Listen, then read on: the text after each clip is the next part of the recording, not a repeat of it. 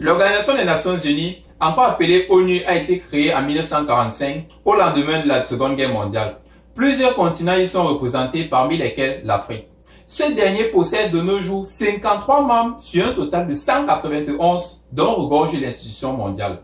Et parmi ces 191 membres, 15 sont au rang de membres du Conseil de sécurité, dont 5 permanents avec droit de veto et 10 non permanents. Ce dernier groupe compte en ce jour 3 pays africains, dont la Tunisie, le Niger et l'Afrique du Sud.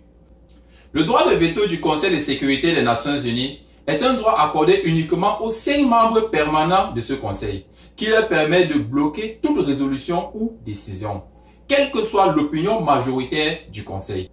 Comme vous le savez déjà, le Conseil de sécurité de l'ONU comprend entre autres 5 membres permanents, dont les États-Unis, la Russie, la Chine, la France et le Royaume-Uni. Vous remarquez avec moi qu'il n'y a aucun pays africain dans la plus grande instance décisionnelle mondiale. Waouh, aucun. Cela m'amène à me poser plusieurs questions. Je me rends compte que le Japon, l'Allemagne et l'Inde font partie des 5 pays les plus riches au monde. Pourtant, ne faisant pas partie de ce dit conseil permanent, dont le domaine finance ou alors le côté finance ne fait pas partie des critères de choix. Pourquoi l'Afrique ne possède aucun siège à ce dit conseil? Dans un continent où regorge de nombreux intellectuels, comme l'Afrique, pourquoi un tel continent n'a pas de siège au Conseil de sécurité permanent de l'ONU? La suite de cette vidéo détaillera les différentes raisons fondamentales de ce manque de considération dans le monde entier, et également les risques majeurs que l'Afrique court si elle ne décide pas de se réveiller face à cette situation qui semble n'inquiéter absolument personne sur le continent.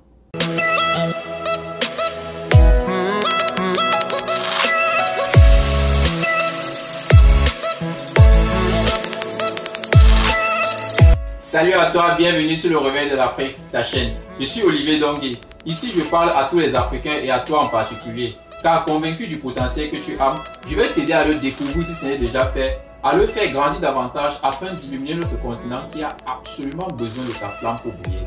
Pour ce faire, je vais te demander dans un premier temps, si ce n'est déjà fait, de t'abonner à la chaîne, d'activer la cloche de notification pour recevoir en priorité nos futures vidéos. Et dans un second temps, d'aller dans la barre de description, télécharger gratuitement notre petit livret intitulé « Les 7 raisons de croire au réveil de l'Afrique ». C'est un petit livret qui se lit rapidement afin de te donner une idée de notre motivation. Certains pays africains sont reconnus comme ayant atteint un seuil de scolarisation très élevé, où l'on retrouve vraiment beaucoup d'intellectuels. Mais il y a toujours un problème. Pourquoi malgré cela, l'Afrique n'a aucun siège au Conseil de sécurité de l'ONU? Je ne dirai jamais assez que l'un des problèmes fondamentaux de notre manque de considération est la source de notre système éducatif.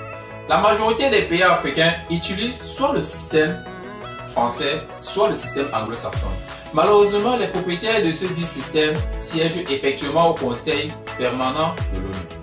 Comment peut-on permettre à un peuple de prendre des décisions par rapport à elle et au monde s'il n'est même pas capable d'avoir en soi un système éducatif? Cela est banal, mais elle est très sérieuse. Oublions la colonisation et réveillons nos chers Africains. La Chine, le Japon, les États-Unis ont été, au même rythme comme nous, colonisés par les Européens, pourtant se retrouvent dans le top 5 des pays au monde, que ce soit sur le plan économique, politique ou social. Nous devons avoir un système éducatif en nous. Je ne demande pas de tout créer de bout en bout, mais de s'inspirer des autres et utiliser nos réalités pour créer la nôtre. En ce qui concerne notre climat, notre relief, nos besoins, ainsi nous pouvons commencer pas après pas à construire quelque chose de grand et de merveilleux. Je sais que tu peux le faire. Je suis conscient que cela dépendra en grande partie de nos dirigeants, mais nous devons commencer par nous-mêmes. Je sais que la plupart des Africains sont déçus par leur gouvernement.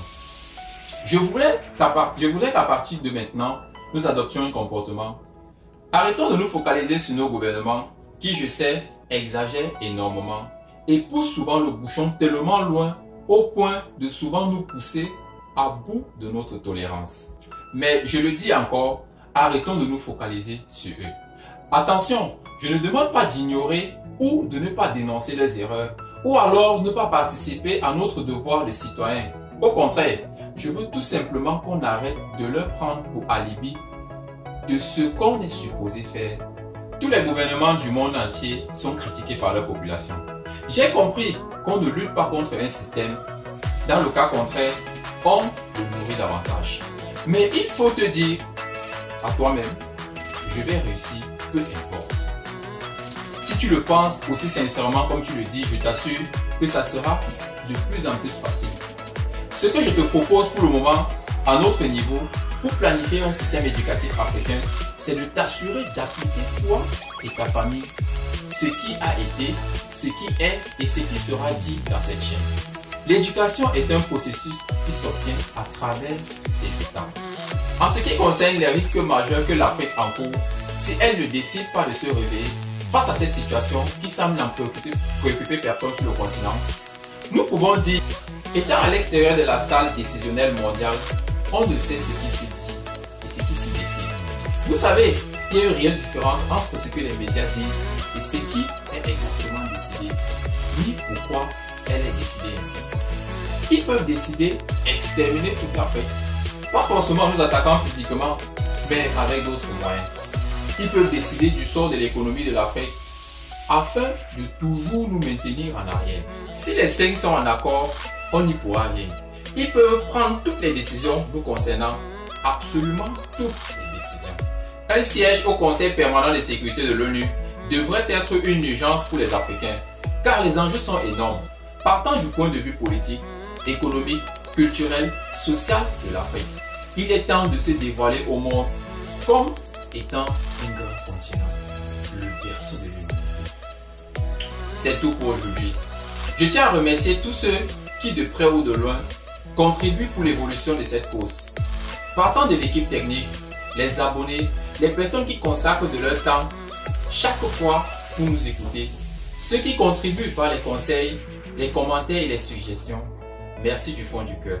C'est toujours un plaisir d'avoir ton point de vue. Laisse-moi dans les commentaires ce que tu en penses. Si tu as aimé, n'oublie pas de mettre un pouce. Le réveil de l'Afrique est une mission commune. Ensemble, on va plus loin. Ne l'oublie jamais. Partage cette vidéo à tous les Africains que tu connais. Nous sommes tous acteurs de notre réveil. C'était Olivier Dongué pour nous servir.